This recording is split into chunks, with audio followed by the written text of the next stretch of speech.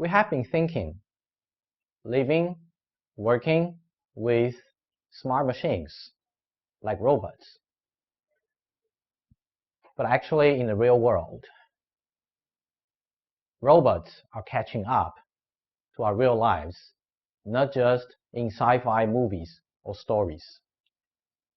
Actually, a couple of weeks ago, United Nations considers banning killer robots. Well, today's topic is not about killer robots. Today's topic is about social robots, service robots. Compared to personal computers and mobile phones, how many years does it take for robots to enter into our lives? For personal computers, it took about 30-40 years. For mobile phones, again, it took about 30-40 years. Then how about robots? How do you think? When I say robot, what is the image coming up in your mind? Terminator, RoboCops, or those vacuum cleaners? It will cost you, say, $400 or $500 US, and those small robots can clean your floor at your home, at your office. Actually, South Korea is very ambitious on development of robot industry.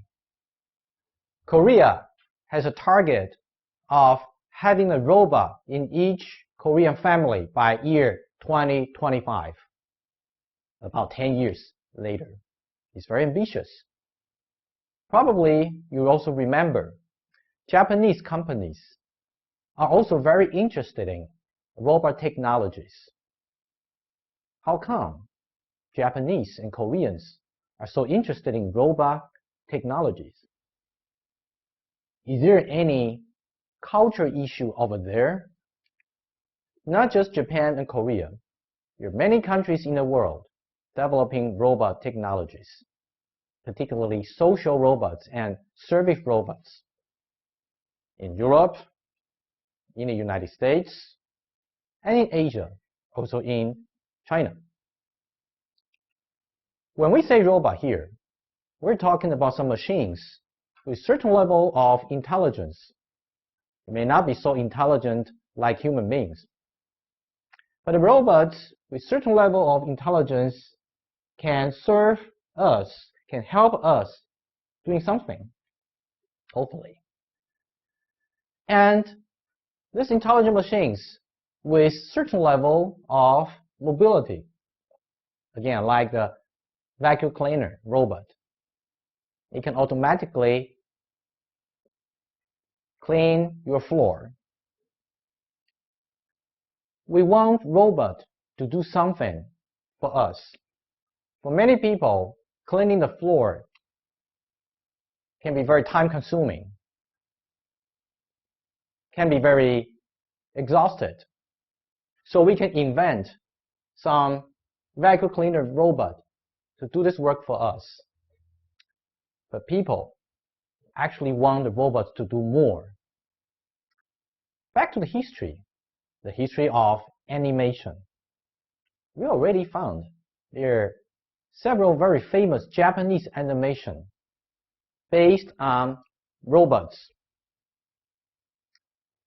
Actually, this summer, in the summer of 2014, a very famous Japanese animation called Doraemon, a robot cat coming from the future to help children, well, to be more precise, to help a little young boy, to help the young boy to make the right decision and to provide some tools for the young boy to face his life. In the summer of 2014, people in the United States and other countries can go to movie theater to watch this movie of a robot cat coming from the future to support, to help a young boy. Not mentioning a couple of years ago, a boy robot invented by a scientist called Atomu was in a very popular movie. So based on those stories, we can observe some cultural issues. Robots are made to help people. For what? For better life. For people who need help, like young children. And there are also stories and movies showing some robots to be a perfect partner for people. For example, like a perfect boyfriend or perfect girlfriend. Relationship is not easy. Having a perfect boyfriend or a perfect girlfriend, well, let's face it, reality, not very possible. For people who get married, I think you also have some similar feeling. In the movies, robots can do many things people cannot do. They can be very good partners to us, more than just a perfect boyfriend or a perfect girlfriend.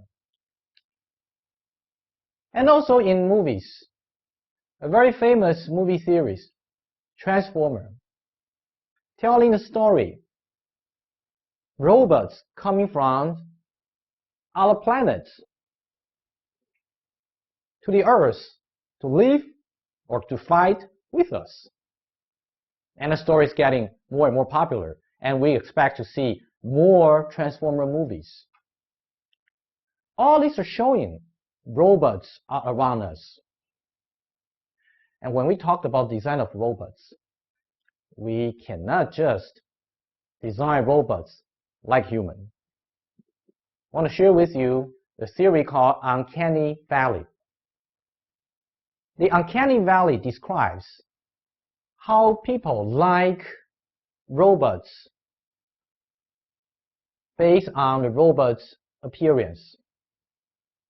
If the robots are very, very much like human, then we treat them like human beings. Interacting with robots becoming very natural. But if we are not successful, if we cannot make the robots exactly like human beings, well, which is very difficult, then human actually don't like robots. Like in the valley, for example, zombie. Zombie is very much like human, but zombie is very scary. That explains if we cannot make the robots exactly like human beings, then we better not to. Even we make robots like pets or just like toys, those robots can be easier for human to interact with. And also in movies, in stories, we saw robots becoming human. We also see some stories and movies describing a world without human, or human are replaced or defeated by robots. Hopefully, those are just stories, imagination. Hopefully, this won't be true.